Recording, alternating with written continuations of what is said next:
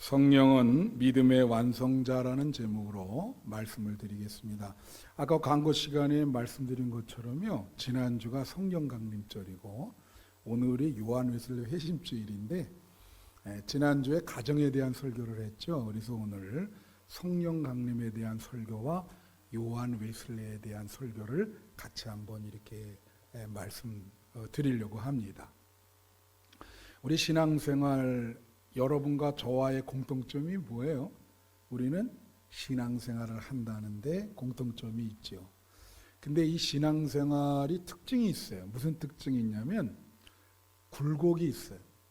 그래서 항상 이렇게 신앙이 늘 성장하고 이렇게 유지하는 게 아니라 어느 때는 참 올라갔다가 어느 때는 또 확 떨어져요.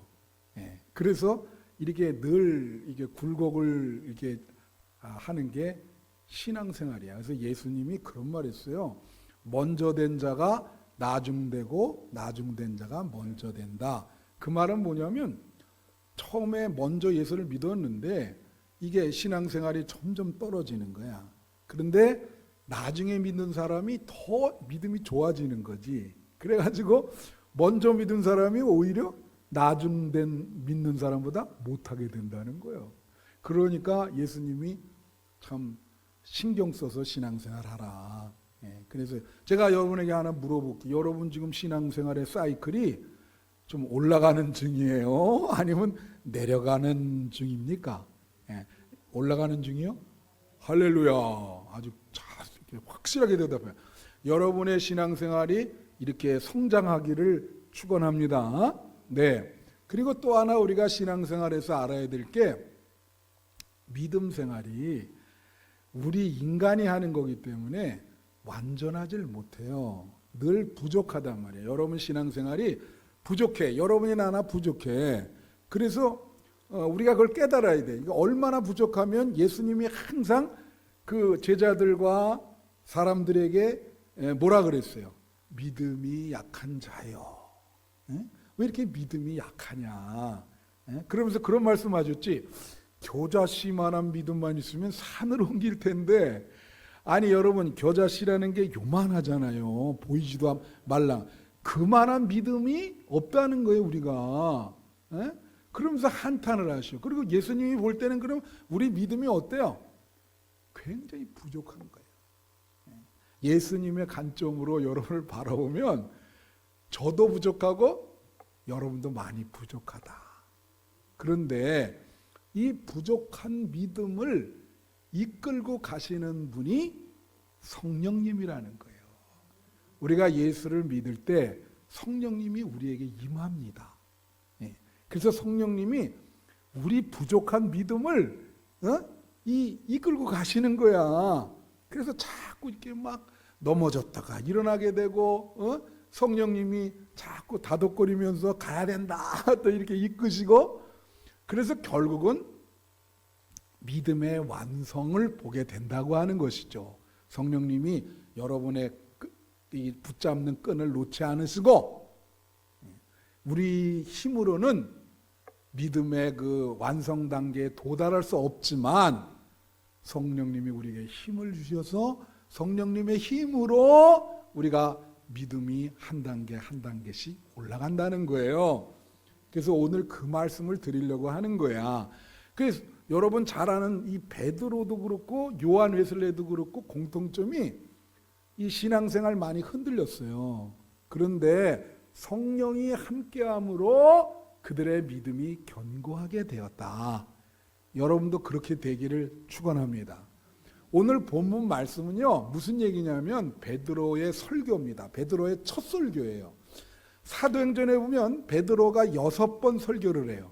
그 중에 첫 번 설교야. 근데 오늘 본문은 이 베드로가 여러분 잘 알다시피 사도행전 2장 1절부터 13절까지는 성령 강림 120명이 마가의 다락방에서 기도할 때 위로부터 성령의 폭풍이 불어왔어요. 그거를 성령 강림절이라 그래요. 그걸 기념하는 게. 그 자리에 베드로가 있었을까요? 없었을까요? 있었습니다. 그래서 그걸 경험하고 오늘 설교를 첫 설교를 하는 거예요. 베드로가 오늘. 그래서 오늘 내용은 뭐냐면요. 우리가 지금 성령을 이렇게 경험하게 되는데 이 성령은 구약에서 예언자들이 예언한 약속된 성령이다. 그러니까 여러분 구약에서 예언한 게 메시아 그리스도가 온 걸 예언하잖아요. 예언자들이. 근데 성령도 이렇게 올 것이라고 예언했다는 거예요. 그래서 오늘 요엘 선지자를 통해서 이 예언이 이루어진 것이다. 요엘 선지자 예언이 이걸 설명하고 있고, 또 하나는 무슨 얘기냐면 막 성령을 받았는데 이게 막 불의 혀, 뭐 강한 바람을 이용하면서 언어가 방언이 터진 거예요. 그러니까 막 이 사람들이 막 흔들면서 막 블라랄라 막 각 나라 말로 이렇게 하니까 사람들이 안 믿는 사람들이 보고 저 술 취했구나. 그런 생각을 한 거예요. 그래서 그게 사도행전 2장 13절 여기 딱 역시 말도 안 하는데 딱 비춰주잖아요. 그죠? 또 어떤 이들은 조롱하여 이르되 그들이 새술에 취하였다. 술 취했다 이거예요. 성령을 모르고 하나님을 모르는 사람들은, 예수님을 모르는 사람들은 방언 기도하면 미쳤다 그래요. 그리고 술 취한 것 같다. 뭐 이거 예화가 많은데 시간이 없어서 제가 설명을 못 해드리겠어요. 우리 가족이 체험한 것도 있거든요. 근데 그건 나중에 이제 시간. 그리고 술에 취했다니까 이 베드로가 그 술 취한 게 아니다. 그게 몇 절에 나오냐면 14절 15절에 나오는 거야. 베드로가 뭐라냐면 11사도와 함께 사람들에게 얘기를 하는 거야. 여기 성령을 받고 베드로도 이때 받은 겁니다.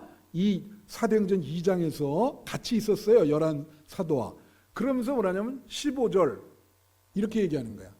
때가 제 삼신이 너희 생각과 같이 이 사람들이 취한 것이 아니다. 유대교 시간 개념과 우리 시간 개념이 달라요. 여기 유대교에서 제 3시면은 몇 시냐면 오전 9시입니다. 그러니까 이 말은 뭐예요? 야, 오전 9시부터 술 먹는 사람 봤냐? 그거예요. 누가 아침부터 술을 먹어? 이거 술 취한 게 아니야. 때가 3시인데 너희 생각과 같이 이 사람들이 술 먹은 게 아니다. 이거는 성령 강림이 일어나서 이 사람들이 이렇게 된 거라고. 그렇게 지금 설명을 하는 거예요. 그러면서 이제 설교를 이어나가게 되죠. 자, 베드로가 말이에요. 맨날 예수님 말씀만 듣다가 첫 설교를 딱 하니까 성령 받고 얼마나 감개가 무량했을까요? 그리고 이때에 베드로가 믿음이 아주 견고하게 되는 그러한 이 성령을 받음으로 이제 흔들렸던 베드로의 믿음이 견고하게 된 거예요. 그러니까 여러분 믿음 흔들리잖아요. 전부 이렇게 보시니까 우리 교인들은 믿음이 흔들리지 않은 사람들이 많으신 것 같아. 할렐루야. 근데 믿음이 흔들릴 때는 성령 충만함을 받아야 됩니다. 우리 스스로 거기서 헤어나올 수 없을 때가 있어요. 그럼 이 베드로가 어떻게 신앙생활에서 성령 충만함을 받고 이 믿음이 견고하게 됐는가? 여러분 베드로의 믿음이 굴곡이 많죠. 그리고 이 베드로처럼 막 예수님께 칭찬을 듣고 책망을 듣고 계속 이렇게 들은 제자가 없어요. 한번 살펴볼까요? 베드로가 수제자라 그러잖아요. 그죠? 베드로는요, 이 하나 때문에 예수님께 칭찬을 받았어요. 마태복음 16장 16절에 보면 너희들은 나를 누구라 하냐 예수님이 물었거든. 근데 베드로가 어쩜 그렇게 예수님 마음에 드는 대답을 하는데 뭐라고 대답했죠? 시몬 베드로가 대답해 이르되 주는 그리스도시요 살아계신 하나님의 아들입니다. 이렇게 대답을 하니까 예수님이 베드로에게 뭘 줬죠? 천국 열쇠를 줬습니다. 다 같이 천국 열쇠. 예. 그래서 뭐라 하냐? 베드로야, 너 이 천국 열쇠를 주는데 네가 땅에서 매면 하늘에서 또 매고 땅에서 풀면 하늘에서 풀리리라. 엄청난 거죠. 그래서 카톨릭에서는요 지금도 베드로가 일대 교황이에요. 이것 때문에 일대 교황. 자, 이거를 하고 얼마 있다가 예수님이 뭐라 하냐면 이렇게 얘기해. 제자들한테 내가 이제 곧 있으면 십자가를 져야 된다. 이렇게 얘기하는데 베드로가 절대 십자가를 질 수 없다고 그러는 거예요.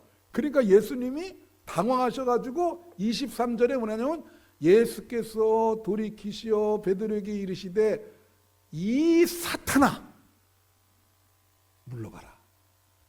너는 나를 넘어지게 한단 말이야. 하나님의 일을 생각하지 않고 사람의 일을 생각한다. 너는. 얼마나 그 말에 힘드셨으면 그런 표현을 하셨어요. 이게 여러분 제자들 중에 사탄이라는 말을 들은 사람은 베드로밖에 없어. 아주 정말 천국과 지옥을 왔다 갔다 하는 거예요. 예? 천국 열쇠를 줬다가 그다음에 이 사탄, 너 사탄이야. 왜 하나님의 일을 생각 안 하고? 예? 그런 말 들었어요. 그러니까 신앙이 뭐예요, 이 사람이? 그냥 막 하늘과 땅을 왔다 갔다 하네. 어? 그러다가 요한복음 18장 10절에 보면 어떤 일이 일어나냐면 예수님에게 이 제사장 그 종이 예수님께 왔거든. 근데 예수님을 위해하는 줄 알고 시몬 베드로가 칼을 가졌는데 그것을 빼어서 그 대제사장의 종을 쳐서 오른쪽 귀를 베어버렸어요. 여러분, 제가 한번 말씀드릴게요. 예수를 믿는 기독교인이 칼을 가지고 이 사람의 귀를 잘라버린 거야. 근데 왜 안 놀라세요? 이게 있을 수 있는 일입니까? 그렇잖아요. 예수님을 따르는 제자잖아. 근데 칼을 갖고 다녀. 그리고 귀를 잘라버렸어. 귀를 자른다는 것은 이건 폭력을 의미합니다. 폭력. 자, 이 사람 믿음은 화를 다스리지 못해. 그래서 폭력적이야. 믿음이 문제가 많은 거죠. 그 정리가 안 되면 어떻게 되겠어요? 교회에서도 가끔씩 싸움 나서 막 폭력 흐르는 사람들 교회 내에서. 그 베드로를 생각하면 돼. 이 베드로 어떻게 신앙이 저런가? 그죠? 문제가 많은 신앙이에요. 이거 천국 열쇠는 받았는데 이 신앙이 막 진짜 이거는 막 흔들리는 신앙이야. 그리고 나서 또 어떻게 했냐면 그 마태복음 이제 똑같은 여기 20절 33절에 보면 무슨 얘기하냐면 예수님이 이렇게 얘기해. 이제 십자가 질 걸 생각해서 아마도 너희들이 나를 다 버릴 거다. 그렇게 얘기를 하시거든. 그럴 때 베드로가 말이야. 아니 자기 얘기만 하면 되잖아. 이 베드로 특징이요. 비교를 많이 해요. 이게 신앙생활 할 때 자꾸 옆에 사람 비교하는 신앙이 베드로 신앙이야 이게. 그래서 뭐라 그러냐면 이렇게 얘기해. 모두 여기 있는 애들 모두 다 주를 버려도 나는 안 버립니다. 그렇게 얘기한 거야. 아니 자기 얘기만 하면 되지. 다 버려도 나는 안 버린다. 그렇게 얘기해 놓고 곧바로 3번이나 부인하고 그것도 그냥 부인해요? 나중에 3번째는 저주하면서 부인했어. 아니 저주하면서 부인할 필요가 뭐 있겠어요? 3년 동안 동고동락하신 스승님인데. 그러니까 완전히 다운. 이때는 신앙이 뭐예요? 안 믿는 상태로 가버리는 거지. 이제. 완전히 다운돼 버렸지. 그러니까 그 신앙을 어떻게 해봐? 그래서 부활하신 예수님이 신앙을 회복시키려고 베드로를 만났잖아. 그죠? 그래서 베드로를 만나서 어떤 분들 학자들은 이렇게 얘기해. 이때 베드로가 신앙이 온전하게 됐다 이렇게 보는데 저는 오늘 설교 준비하면서 보니까 그런 게 아니더라. 베드로가 어느 때 완전히 믿음이 견고하게 되었는가? 그거는 성령 받을 때요. 이 사도행전 2장. 이 부활할 때도요. 어떤 문제가 있냐면 부활해서 요한복음 21장에 보면 예수님이 3번이나 질문을 하죠. 너는 나를 사랑하냐? 그래요, 안 그래요?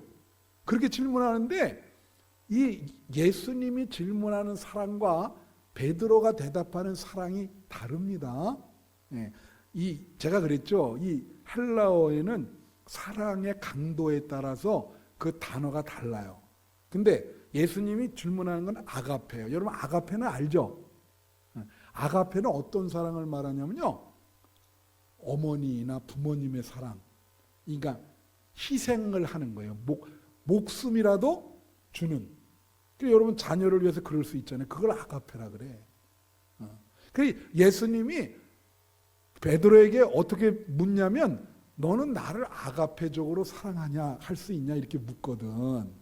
그러니까 예수님이 묻는 건 뭐예요? 넌 이제 나를 위해서 네 목숨 내놓을 수 있냐? 희생할 수 있냐? 그걸 묻는 거예요. 근데 베드로는요 뭐라고 대답하냐면 필리아라고 대답하는데 이 필리아는 친구 간의 사랑, 그냥 우정, 뭐 형제 간의 사랑 그런 걸 말해요.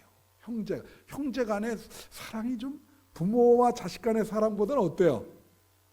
약하지, 약해. 그러니까 베드로가 왜 이렇게 대답할까? 왜 그러냐면 이해는 돼요. 왜냐면 자기가 호언했잖아, 장담을 했잖아. 그러다가 큰 코 닥쳤잖아. 뭐라 그랬어? 얘네들 다 버려도 난 안 버려. 그렇게 답했다가 제일 먼저 버렸거든. 그러니까 예수님이 너 희생적으로 날 사랑하겠냐 그럴 때 이제 말 조심하는 거지. 괜히 내가 대답했다가 또 예수님을 부인하면 어떡할까. 그렇게 말 조심해. 그러다가 여기 보면 이게 무슨 얘기냐면 갑자기 예수님한테 그 옆에 말이에요. 사도 요한이 있었거든. 같은 동료야. 베드로가 비교를 많이 한다 그랬죠. 그러면 예수님이 그랬거든. 그 사랑 얘기에서 너는 이제 내가 이렇게 데리고 다니는 대로 이제 다니고 내가 하라는 대로 하게 될 것이다. 그렇게 얘기한 거야. 그래서 자기만 그 소리를 들으면 되는데 갑자기 베드로가 그 얘기를 듣고는 예수님께 뭐라냐면 21절에 보세요. 이에 베드로가 그를 보고, 이 그가 누구냐면 사도 요한입니다. 그를 보고 예수께 여짜오되 주님 이 사람은 어떻게 되겠냐 이거야. 아니 왜 자기만 하면 되지 왜 사도 요한은 왜 관심을 가져? 비교를 하는 거지. 그러니까 예수님이 그걸 아시고 22절에 보니까 22절 비춰주세요. 네, 22절. 네, 예수께서 이르시되 내가 올 때까지 그를 어떻게 하고자 할지라도 네게 무슨 상관이냐? 예수님이 이렇게 말했어. 다 같이 네게 무슨 상관이냐? 너만 나를 따르면 되지. 아직도 신앙이 어떻게? 아직도 비교 의식이 있어. 그러니까 이 비교를 한다는 것은 시기와 질투가 있다는 거예요. 신앙이. 온전한 신앙이 아니야. 교회에서 그런 분들이 있거든요. 그죠? 시기와 질투하는 그런 신앙인 거예요, 지금. 한국 사람들이 제일 많이 하는 게 왜 한국의 행복 지수가 낮은지 아세요?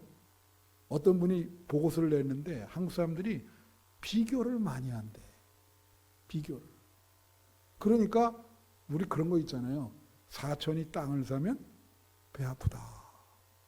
그러니까 남이 잘 되는 꼴을 못 봐요. 그 본인도 좀 그 수준 거기에 들어가야 돼. 그러니까 비교의식. 이게 신앙생활이 온전하지 못하면 사람이 자꾸 비교를 하게 돼. 그래서 자꾸 시험에 들 수가 있어요. 예? 무슨 말씀인지 아세요? 그러니까 이때까지도 온전하지 못한 거예요. 그러다가 사도행전 2장에서 성령을 받으신 거예요. 그리고 첫 설교를 하게 됐어요. 그러면서 믿음이 견고하게 된 거예요. 그리고 그 다음에 보면 감옥에 들어갑니다. 그 다음에는 순교하게 되는 거지. 그래서 베드로의 그 믿음을 보면 성령이 마지막에 그 믿음을 완성시켰다. 여러분 성령님께서 여러분의 믿음을 완성시키시기를 축원합니다. 근데 오늘 요한 웨슬레 회심주일이라 그러잖아요. 웨슬레 얘기를 안 할 수가 없어요. 여러분 요한 웨슬레 선생님이 1738년 5월 24일 날 회심하셨습니다. 예, 이게 성령 강림절이랑 가까워요. 그래서 같이 지키게 돼 있어요, 항상. 자, 이분이 감리교를 시작한 분이에요. 예, 근데 이분은 여러분 한번 얘기했죠. 원래 아버지도 목사 집안이고 엄마도 목사 집안이야. 그래서 태어났어요. 그런 걸 무슨 집안이라 그러죠? 종교적인 집안, 모태신앙. 예, 그래서 어렸을 때부터 엄마 수산나라고 하는 사람이 아주 성경 공부를 철저하게 시켰어. 아주 정말로. 그래서 신학교에 들어가게 되는 거예요. 옥스포드 크라이스트 처치 신학대학에 들어가서 우리 감리교를 영어로 메소디스트라고 그러거든요. 왜 이 메소디스트라는 말이 규칙주의자라는 말이에요. 다 같이 규칙주의자. 이 웨슬레가 어렸을 때부터 신앙교육을 잘 받아서 옥스포드 대학 들어가서 홀리 클럽이라고 하는 기도 모임을 조직을 했어요. 그럴 수 있잖아요. 그죠? 홀리 클럽, 신성구락부라 그래. 이 조직을 해서 학생들을 많이 끌어들인 거야. 근데 웨슬레가 뭐라냐면 우리는 매일, 자 보세요. 뭘 했냐면, 이게 왜 규칙주의자냐면 2시간 기도, 2시간 성경 말씀, 2시간 선행과 구제. 그러니까 앉아서 읽기만 하지 않겠다는 거죠. 자, 보세요. 매일매일 뭐라고요? 2시간 기도, 2시간 성경 공부, 2시간 선행과 구제. 그걸 엄격히 지킨 거예요. 그래서 그 다른 학생들이 봤을 때, 야, 쟤네들 진짜 대단하다. 저렇게 어떻게 하냐, 매일 정해놓고. 그래서 규칙주의자들이다, 쟤네. 아주 신앙생활 정말 규칙적으로 그렇게 하는구나. 그게 감리교가 된 거예요. 그래서 메소디스트라 그러는 거예요. 그래서 이렇게 믿음이 좋으니까 이 웨슬레가 이 미국, 그때 당시 미국에 영국 사람들이 많이 이주해 갔잖아. 근데 거기에 주로 있는 사람들이 누구예요? 아메리카 인디안. 그 인디안들을 선교해서 복음을 전해줄 선교사를 찾은 거예요. 그 교단에서. 그러니까 웨슬레가 성공회였었는데 내가 가겠다. 그래서 자신감 있게 아메리카 인디안에 선교하기 위해서 간 거예요. 대서양을 건너서 배를 타고 미국 땅의 조지아주, 거기에 인디안들, 거기 영국인들도 거기 있는데 글로 간 거야. 근데 이제 가면서부터 내 믿음이 잘못됐다고 하는 것을 깨닫기 시작했어. 그때까지의 웨슬레 믿음은 와, 너무 정말 완벽하잖아요. 예? 근데 왜 깨닫게 됐냐? 아니, 대서양을 건너, 그때 배 타고 가잖아요. 대서양을 건너가는데 태풍이 부는 거예요. 배가 뒤집히네. 예? 얼마나 무서워요. 어우, 나도 만약 그 배 안에 탔으면은 그래갖고 무서워가지고 막 얼굴이 공포, 창백해가 돼가지고 어디 그 뒷공문이 가가지고 이렇게 구석에 서 있는데 사람들 다 비명 지르면 난리치는데 한 20명 정도가 모여가지고 이렇게 보니까 찬송 소리가 들려. 그리고 막 그 와중에 이 20명이 찬양을 드리는 거예요. 그러면서 얼굴이 전혀 공포스럽지 않고, 응? 그래서 웨슬레가 간 거예요. 한 사람을 붙잡고, 아니, 무섭지 않아요? 그랬더니 이분이 하는 말이, 아니, 하나님이 살아계시고 예수님이 우리를 사랑하는데 당신은 하나님이 살아계신 걸 믿지 않으십니까? 그렇게 얘기를 하네. 그러니까 나는 두려운데 당신은 안 두려워. 안 두렵대. 왜 그러냐니까. 죽으면 우린 천국 갑니다. 천국 조금 일찍 가는 건데 뭐가 두렵습니까? 그때부터 웨슬레는 내 신앙이 뭔가 잘못돼 있구나. 왜? 여러분 신앙이 현실적이라면 제가 뭐라 그랬어요? 여러분 신앙의 대상이신 하나님과 예수님이 살아계시다. 실체, 다 같이 실체. 이게 구름 잡는 게 아니라 그분이 인격적으로 계시다. 그걸 진짜 받아들여야 신앙이 현실적이 되는 거예요. 그러니까 자기는 내가 그게 부족하구나. 그걸 깨달은 거예요. 어려운 일이 당해봐야 알잖아요, 사람이. 처음으로 그런 걸 당한 거예요. 그래 아까 전 941생으로 거기서 살아나가지고 아메리카에 도착했어. 그 아메리카에 도착해가지고 가방을 들고 내리는데 먼저 와 있던 슈판겐베르그라고 하는 목사가 마중을 나온 거야. 에? 그 선교사가 오래전에 갔던 분이. 그래갖고 올라와가지고 가방을 찾으면서 그럼 오시느라고 수고했습니다. 이래야 되잖아. 근데 이분이 갑자기 다짜고짜로 그런 거예요. 영어로 Do you know Jesus Christ? 아니 선교사 보고 그걸 묻는 거예요. 당신 예수님을 알아요? 그러면 이 뭐라고 대답해야 돼? 좀 가짜네. 응? 그래 그럼 어떻게 해? 난 예수님이 나를 구원한 구세주임을 압니다. 그렇게 대답해야 되잖아. 근데 뭐라고 대답을 했냐면 나는 예수님이 세상의 구세주임을 압니다. 그런 거야. 그러니까 이분이 이렇게 대답을 했어. 물론이죠. 그런 거는 도덕교과서에도 나와 있습니다. 내가 묻는 거는 예수님이 당신 자신을 구원해 주셨다는 것을 믿으십니까? 그렇게 물은 거야. Do you believe in Jesus Christ save you? 대답 못해. 그래서 뭐라고 대답했냐면 I believe in Jesus Christ 이렇게 대답해야 되는데 뭐라고 대답했냐면 I hope so. 난 희망한다. 이 강도가 다르죠? 그렇게 되길 희망한다. 그 질문 받고 내려오면서 또 두 번째로 내가 믿음에 대한 확신이 없구나. 그걸 느낀 거예요. 그렇게 신성불학부를 조직을 해서 그렇게 규칙적으로 한 사람이 그래갖고 이제 조지아 거기 갔다. 그 인디안들도 나오고 영국 그 이주한 백인들도 나오는 거야. 그러다가 선교사가 사실 그 회중에서 그러면 안 되는데 거기 웨슬레가 그때까지 독신이었거든요. 거기 어여쁜 처녀랑 연애를 하게 됐어요.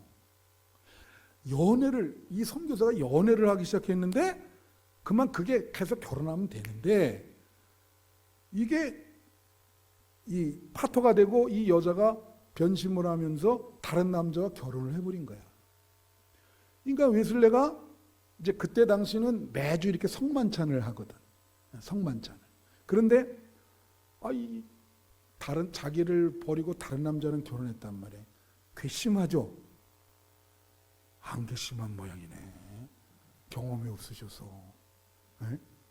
그러니까 교회 나왔는데 성만찬을 이렇게 하잖아. 근데 그 여자한테만 안 주고 지나가는 거야. 마음이 그렇게 좁아. 그러니까 이 여자가 어떻게 해요? 화가 나요, 안 나요?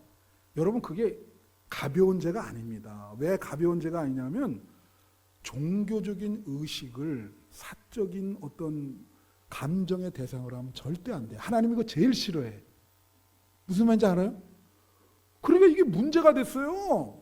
이 여자가 막 팔팔 뛰면서 내 성만찬을 거부했다고 보고를 한 거예요. 막 상부에. 난리가 났지. 그러니까 상부에서 추방. 선교사 일을 그만둬야 된다. 너는 가라. 그러니까 이게 뭐예요? 그렇게 규칙적으로 기도한 사람이 선교하러 갔다가 스캔들이나 일으키고 이 믿음이 뭐예요 이건? 아주 바닥이야. 이건 무엇이지? 아니 저렇게 성경 공부하고 기도 많이 하는 사람이 저게 뭐예요 저게? 스캔들이나 일으키고 말이에요. 여러분의 모습과 우리의 모습이에요, 그게. 여러분, 그걸 아셔야 돼.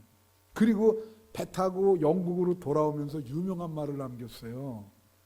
배 오르면서 이렇게 해서, 나는 이 아메리카 인디언의 영혼들을 구원하러 왔는데, 선교하면서 느낀 것은 진정으로 구원받을 사람은 그 사람들이 아니라 나라고 하는 것을 깨닫고 간다.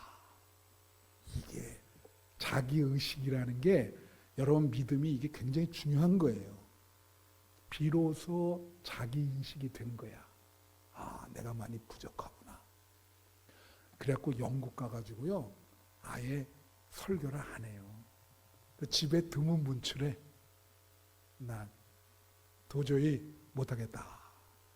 그러다가 1738년 5월 24일 날 오후 9시 15분 전이에요. 너무 마음이 답답하고 컬컬하잖아. 그렇게 집에만. 그래가지고 내가 집회를 좀 가서 은혜를 받아야 되겠다. 그래갖고 거기 간 거야. 어떤 분이 집회를 하는데 로마서를 강해를 했어요. 로마서 서문을 이렇게 해주는데 그걸 막 이제 읽고 강해를 하는데 그 날짜 1738년 5월 24일 일기에 뭐라고 써있냐면, 그 말씀을 들을 때 내 마음이 이상스럽게 뜨거워졌다. 성령께서 나와 함께 하심을 깨달았다. 이렇게 써 있어요. 그러니까 비로소 성령 충만함을 받은 거예요. 베드로처럼. 믿음이 어떻게 해요? 바닥을 쳤는데, 그래가지고 놀라운 게 있어요. 몇 주 후에 그 성령 받고 시장에 가서 설교를 했어요. 장터 있잖아요. 아니, 별것도 아니고 그냥 말만 했는데 성령이 임재하니까 거기 일기에 뭐라고 썼냐면 거의 올모스트 3,000명 정도가 설교를 들은 거예요. 그 일기에 나옵니다. 그런데 거기서 어떤 전사가 보면 설교를 듣고 통곡을 하면서 쓰러지는 거야. 쓰러져. 감각이 안 오죠. 쓰러져 본 경험이 있어야지. 말씀을 듣다가. 그러니까 지나가던 사람이 그걸 보고 어떻게 생각했냐면, 뭐 얘네들 종교적인 쇼를 하나 보다. 서로. 그리고 지나가던 사람 중에 그때 당시에 의사가 있었어요. 그래갖고 이게 쇼 하나 본데, 그래 막 울면서 통곡하면 쓰러진 사람을 눈을 까보고 그런 장면이 나와요. 자, 보세요. 그게 선교 갔다가 아무리 설교해도 안 통하던 게, 세상에 성령 충만함을 받고 시장에 가서 몇 마디 하지도 않았는데 3,000명이 모여가지고 사람들이 막 쓰러지는 역사가 일어난 거야. 그러니까 성령 충만함 받아야 돼요? 안 받아야 돼요? 받아야죠.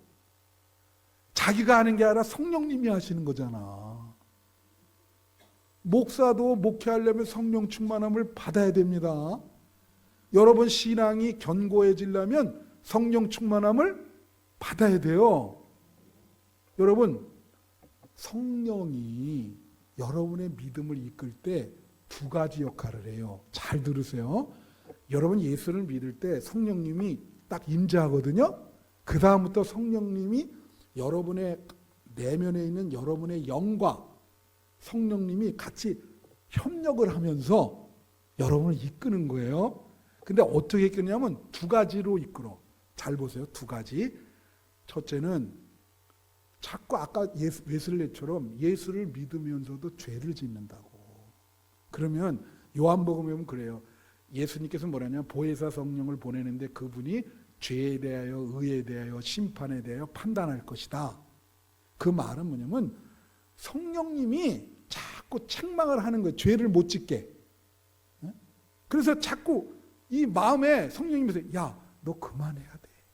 스탑. 더 이상 나가면 안 된다. 너. 그래서 로마서 8장에 보면 뭐라고 하냐면 성령께서 말할 수 없는 탄식으로 우리를 위해서 기도한다. 여러분이 죄를 자꾸 짓잖아. 그럼 성령님이 탄식해요. 오케이? 탄식한다고. 그래서 자꾸 야, 너 이러면 안 된다. 그러면서 자꾸 이렇게 성령님이 좋은 길을 자꾸 주시는 거야. 그게 첫 번째 기능이야. 성령의 역할이 여러분의 믿음을 완성시키는. 두 번째는 여러분이 항상 이 세상을 살 때에 좌절하거나 절망할 때가 있잖아. 항상 기쁘지 않죠. 인생이라고 하는 게.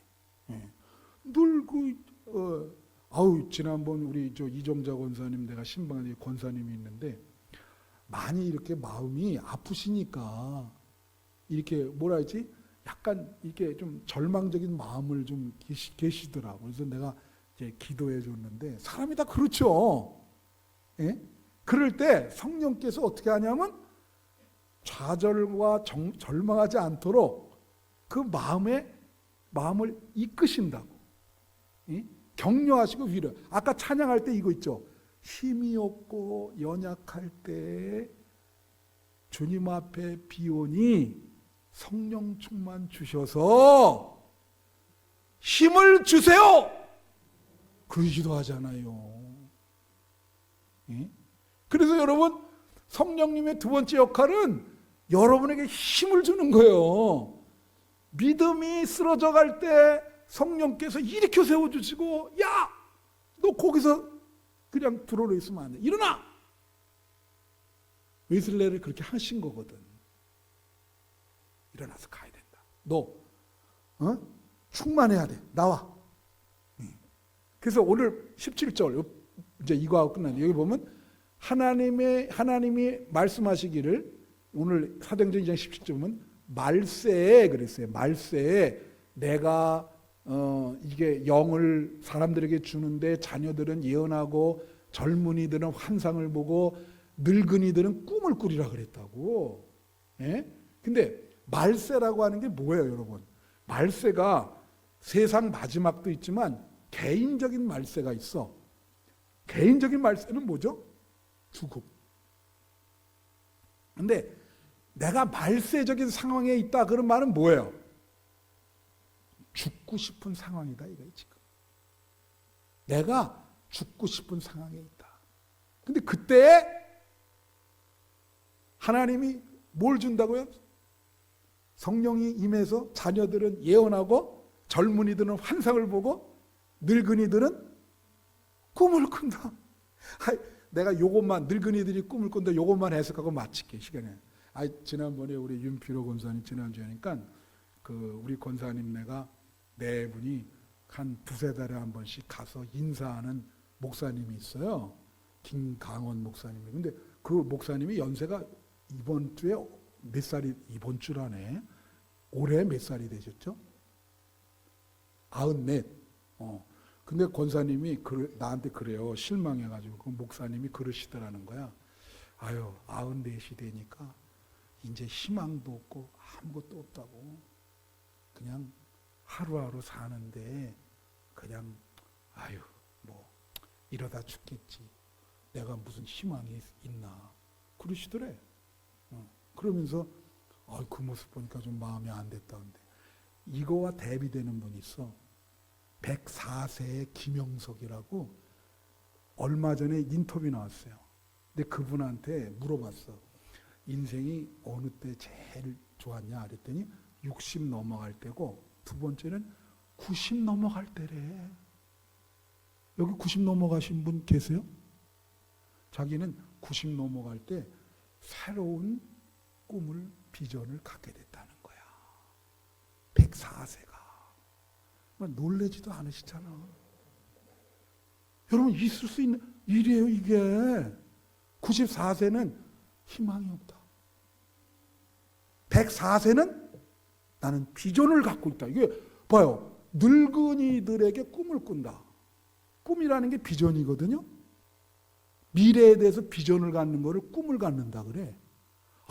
여기 연세 드신 분들 다 많잖아. 여기 권사님들 여기 저쪽 다 80이 다 넘으신 분들인데, 성령이 임재하면 저분들에게 꿈과 희망을 주신다는 거야. 살아야 될 이유를 준다는 거야. 성령이 충만하면. 그래서 연세가 드실수록 어떻게 해요? 성령 충만함을 받아야 됩니다. 그래야 살 에너지가 생기는 거예요. 나는 미래에 희망이 있다. 그래도 하루하루 행복하게 살 것이다. 늙은이에게 꿈을 주신다잖아. 성령이 임재하면. 우리도 다 받아야 돼요. 그래야 우리의 믿음이 완성이 됩니다. 할렐루야! 성령 꼭 받으셔야 됩니다. 그래야 여러분 믿음이 흔들리지 않아요. 힘이 생겨요. 믿으시기를 축원합니다. 기도하겠어요.